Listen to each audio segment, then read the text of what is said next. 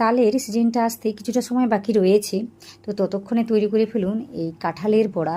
তো কাঁঠাল দিয়েও কিন্তু খুব সহজেই তৈরি করা যায় আর খুব সুন্দর নরম তুলতুলেভাবে তৈরি করা যায়। তো আশা করি আপনাদের ভালো লাগবে। যদি ভালো লাগে তাহলে ভিডিওতে একটা লাইক দেবেন, নতুন কেউ হয়ে থাকলে অবশ্যই আমার চ্যানেলটিকে সাবস্ক্রাইব করে নেবেন। তার আগেই নমস্কার, কেমন আছেন সবাই? আশা করি ভালো আছেন। শুভ্র শান্তি ব্লগে আপনাদের সবাইকে স্বাগত জানাই, আমি শান্তি। তো যেটা লাগবে সেটা হলো আমার কাঁঠাল। তো এই কাঁঠালটাই আমি নিয়েছি, একটু বেশি করে পাকা যেন হয় সেদিকে খেয়াল করতে হবে। তো এইগুলো মোটামুটি একটু বেশি করে পেকেছে, দেখতেই পাচ্ছেন। তো আমি কি করেছি, এর যে বীজটা হয় না সেটা ফেলে দিয়েছি, আর ওই বীজের গায়ে একটা আবরণ বা চামড়া মতো থাকে, সেটাও কিন্তু ফেলে দিতে হবে। ওটা খেলে কিন্তু পেট খারাপ হয়, পেটের সমস্যা হয়। তো ওইগুলো মাথায় রাখতে হবে, আর কিছু না। বীজ এবং ওই যে পাতলা চামড়া বা আবরণের মতো থাকে ওটা কিন্তু ফেলে দিতে হবে। তো ফেলে দিয়ে ভালোভাবে একটা পেস্ট বানিয়ে আমি নিয়েছি, দেখতেই পাচ্ছেন।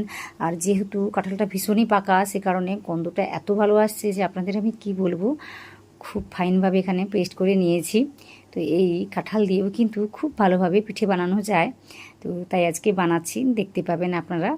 তো আমি এখানে কি করেছি, যতটা পেস্ট নিয়েছি সেটা বুঝে শুনে মোটামুটি 2 কাপের মতো ময়দা নিয়েছি, হাফ কাপের মতো সুজি নিয়েছি, তারপর চিনি নিয়েছি আমি 1 কাপের মতো, তারপর পরিমাণ মতো লবণ দিয়েছি, কালো জিরে দিয়েছি।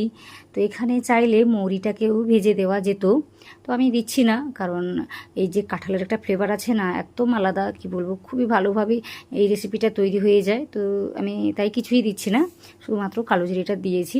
দেখতেও ভালো লাগবে, খেতেও ভালো লাগবে তাই। তো লবণটা দিতে চাইলে দেবেন, না চাইলে না দেবেন, কিন্তু দিলে ভীষণই ভালো লাগে। অল্প করে দেবেন আর মিষ্টিটা বুঝে শুনে দেবেন। সব কিছু দেওয়ার পর মিশিয়ে নেওয়ার পর আমি 15 মিনিটের জন্য রেখে দিয়েছিলাম। তো দেখতেই পাচ্ছেন ব্যাটারটা একটু ঘন হয়ে গিয়েছে, তো সুজি ছিল না সেই জন্য।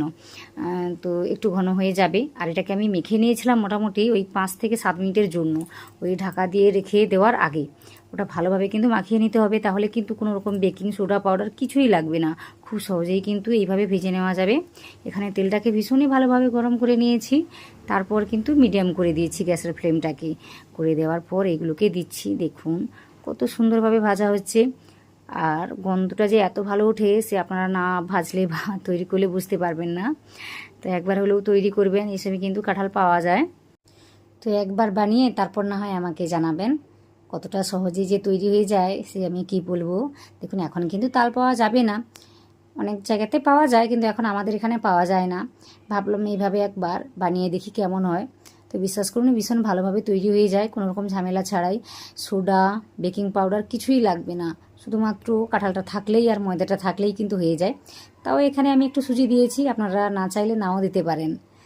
তো দেখুন কত সুন্দরভাবে ভেজে নিয়েছি, উল্টে পাল্টে একটু ডার্ক করে ভেজে নিতে হবে, তাহলে কিন্তু খুব সুন্দর লাগবে খেতে। তো একটু কালারটা যেন ডার্কের দিকে হয় সেদিকে খেয়াল করবেন। তো আবার একই রকমভাবে ভেজে নিচ্ছে, তেলটাকে ভালোভাবে গরম করে নিয়েছি, তারপর মিডিয়াম করে দিয়েছি। করে দেওয়ার পর এইগুলোকে দিচ্ছি। তো ভাজতেই ভাজতেই দেখতে পাচ্ছেন যে আপনা আপনি উঠে আসছে আর লাল লাল হয়ে যাচ্ছে। তো এতে ভয় পাওয়ার কিছুই নেই, পুড়েও যাবে না, কিছু না। তো দেখতেই পাবেন কত সুন্দরভাবে ভাজা হয়ে যায়। সব সময়ের জন্য কিন্তু গ্যাসের ফ্লেমটাকে মিডিয়াম রাখতে হবে, মিডিয়াম রেখেই কাজটাই করে নিতে হবে। তাহলে দেখবেন যে এগুলো পুড়ে যাবে না, কিন্তু ভিতর থেকে ভালোভাবে ভাজা হয়ে সুন্দর একটা কালার হয়ে ভাজা হয়ে যাবে। তো দেখতেই পাচ্ছেন কত সুন্দরভাবে আমি তৈরি করে নিচ্ছি। তো এত সুন্দরভাবে কিন্তু আপনারাও তৈরি করে নিতে পারবেন, আর খুবই নরম হয়। তো দেখতেই পাবেন, আমি দেখাবো আপনাদের কতটা নরমভাবে তৈরি হয়, আর ভীষণই লোভনীয় হয়, খেতে ভীষণই টেস্টি হয়। তো সব কিছুই আমি এখনই বলে দিচ্ছি, তো আপনাদের দেখিয়ে দিচ্ছি কতটা সুন্দরভাবে ভাজা হয়েছে। তো দেখুন এতটা সুন্দরভাবে কিন্তু ভেজে নিতে পারবেন। কাঁঠাল কি বলবো, আমরা শুধু ফল হিসেবে খাই, এখন পিঠে বানিয়ে খাওয়ার জন্য কিন্তু ভীষণই একটি ভালো উপকারী ফল বলতে পারেন। তো কাঁঠালটা বাড়িতে থাকলেই কিন্তু এই রেসিপিটা একবার হলেও বানিয়ে দেখতে পারেন। তো কাঁঠালের আরও কিছু রেসিপি আমি আনতে চলেছি, তো এগুলো দেখে নেওয়ার জন্য কিন্তু আমার চ্যানেলটাকে সাবস্ক্রাইব করে নিতে হবে। আমি আনতে চলেছি, আনবো। তো আজকের রেসিপিটি কেমন হয়েছে সেটা কিন্তু কমেন্টে জানাতে ভুলবেন না। ভীষণই নরমভাবে তৈরি হয়েছে। যদি ভালো লাগে তাহলে আমার ভিডিওতে একটা লাইক দেবেন, নতুন কেউ হয়ে থাকলে অবশ্যই আমার চ্যানেলটিকে সাবস্ক্রাইব করে নেবেন। আর পাশে থাকা যে বেল আইকনটা থাকে ওটাতে প্রেস করতে ভুলবেন না, অবশ্যই এই কাজগুলো করবেন।